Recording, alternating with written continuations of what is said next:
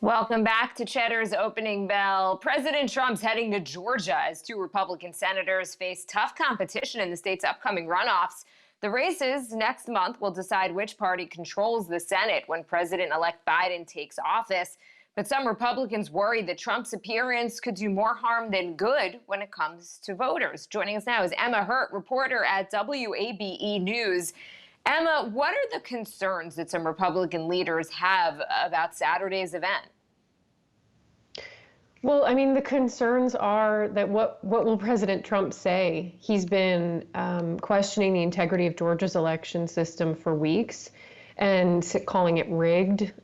He's been criticizing top Republican officials, including the governor and the Secretary of State. He called the Secretary of State the enemy of the people. And this is the same voting system run by the same people who will be in charge in January for these runoffs. And so it's that question of, if you're telling me that the system was flawed in November and that it was rigged, why should I vote again? And for Republicans who actually want to win in January, this is kind of a nightmare scenario.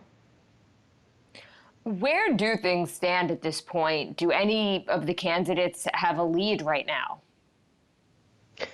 This race is really these two races. I mean, it's basically one mega race at this point, but technically it's two runoffs, is so unprecedented.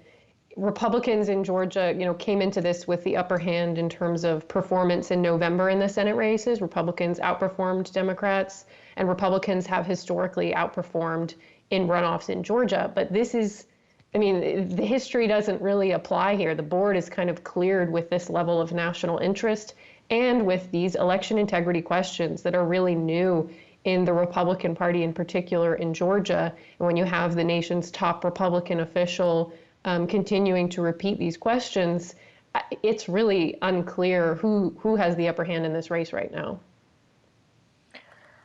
As you see, as we're inching closer and closer to Election Day, what is the strategy from these campaigns at this point? On the Democratic side, are the candidates kind of trying to run together? And are they doing anything in person? How are they handling it as this pandemic is out of control? Yeah, so we're seeing both on both sides, but on the Republican side, more joint events, in-person events. There have been indoor events without masks required, masks encouraged. On the Democratic side, joint events and separate, mostly outdoors, all very socially distant and masked. But the strategy, with all this money pouring in, we're seeing estimates of like up to $1 billion total that might be coming in on both sides. The campaigns are really coordinating in a very intentional way about how they're spending their time and where they're going. In terms of Saturday and the president, any expectations on what he might say?